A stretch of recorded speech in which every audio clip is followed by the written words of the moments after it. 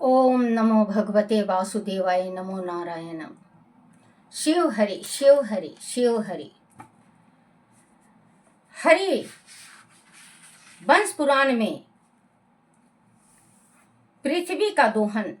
हे राजन, अपनी स्तुति से प्रसन्न होकर पितु ने सूत जी को अनुपम देश तथा मगध जी को मगध देश प्रदान किया।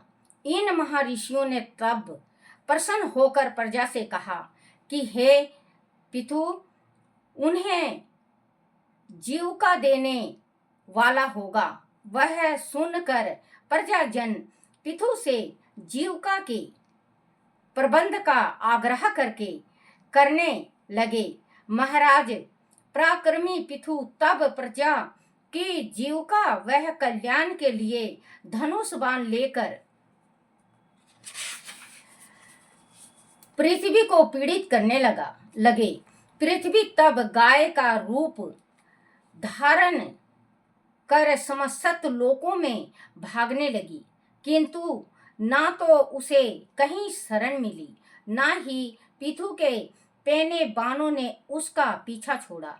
अनंत वह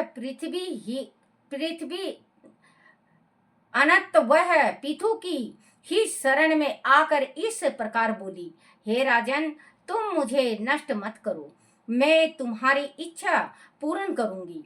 तुमको तुम्हारी प्रजा के लिए प्रचुर अन्न, औषधि, दुग्ध, रतन तथा समस्त आदि दूंगी। किंतु हे वीर, उपाय द्वारा ही सब कार्य सिद्ध होते हैं।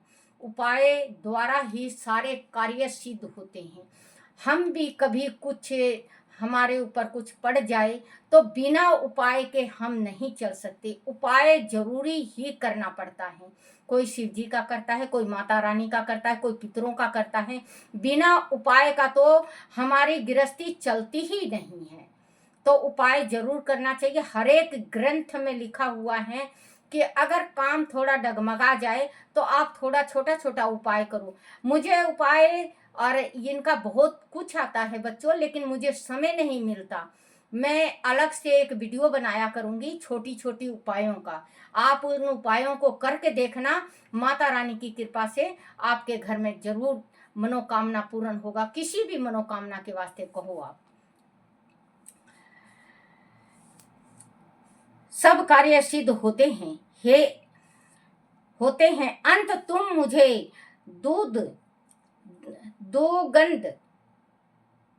दुगध दान फल देने को दुगध दान कहा, क्योंकि पृथ्वी गाय के रूप में थी।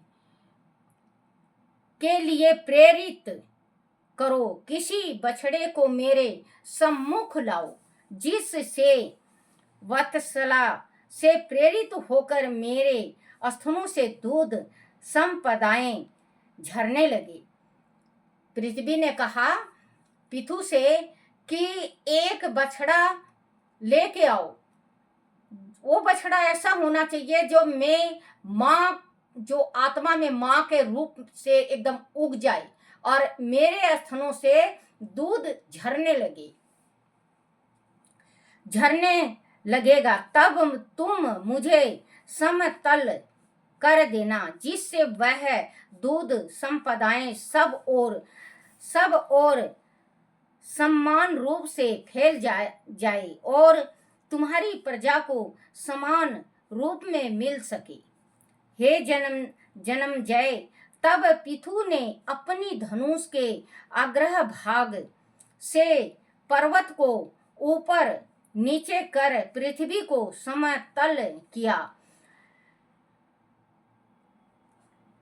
पर सवय मनु को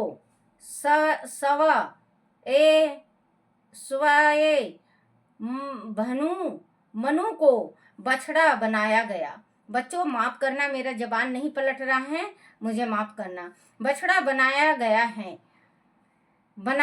गया। जब गो रूप पृथ्वी के थनों से दूध झरने लगा तो पितु ने उसे दूध रूपी अन्न वह संपदाओं को दुहा और पृथ्वी पर समान रूप में वितरित कर अपनी प्रजा को जीविका सुविधाएं तथा व्यवस्था व सामग्रियां प्रदान की। तब ऋषियों ने भी चंद्रमा को बछड़ा अंगिरा पुत्र बृहस्पति द्वारा उसे गो रूप पृथ्वी का दोहन कराया और वे वेद रूपी पात्र में तप वह ज्ञान रूपी दूध प्राप्त किया। देवताओं ने इंद्र को बछड़ा और सूर्य को दोहने वाला बनाकर हरि स्वरूप दुग्ध का तथा नागों ने तक्षक को बछड़ा वह एरावत यम धीष्ट राष्ट्र को दूहने वाला बना कर विश्व रूप दूध का दोहन किया। इसी प्रकार असुरों ने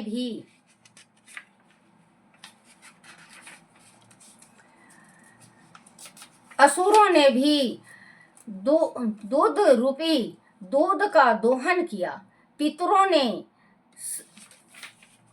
असुरों ने भी माया रूपी दूध का दोहन किया। पितरों ने स्वधा रूपी दूध, यक्षों ने यक्षय अंतर्यामी राक्षसों वह पिचासों ने रक्त तथा पर्वत ने औषधि वह रतन रूपी दुग्ध का दोहन किया। इस प्रकार पृथ्वी के प्रताप से उसकी समस्त प्रजाओं ने अपनी अपनी इच्छा अनुसार पृथ्वी से फल प्राप्त किया। पितु द्वारा जीवन दान देकर अपनी पुत्री बना लेने के कारण ही वसुंधरा का नाम पृथ्वी पितु की दी हुई कहा जाने लगा, क्योंकि दोहन के बाद ही खनिज संपदाओं के आदि से परिपूर्ण पृथ्वी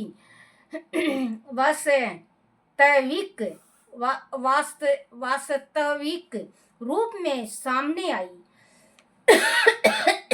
सॉरी बच्चों, सामने आई थी। पृथ्वी दोहन पितु का अति महान कर्म था। बच्चों, कहते हैं कि पृथ्वी में पहले कुछ नहीं था। पितु ने दोहन किया गौ का, गौ बनी, पृथ्वी गौ बनी और गौ का दोहन किया। तो फिर ये जो हम खाते पीते हैं सारी सामग्री फिर पृथ्वी उगजाना चालू करती। कहते हैं बच्चों, एक दाना अगर आप डालोगे पृथ्वी में तो 100 दाने निकल के आते हैं ना बच्चों। तो किसान को ही पृथ्वी का बच्चा कहा गया है। पृथ्वी जो है तो किसान, पृथ्वी माँ है और किसान बेटा है, जो माँ बेटा मिलके हमें भोजन प्राप्त करवाते हैं। तो बच्चों, जैसे कि ये एक छोटा सा उपाय मैं आज बताई दे रही हूँ आपको। छोटा सा उपाय है। अगर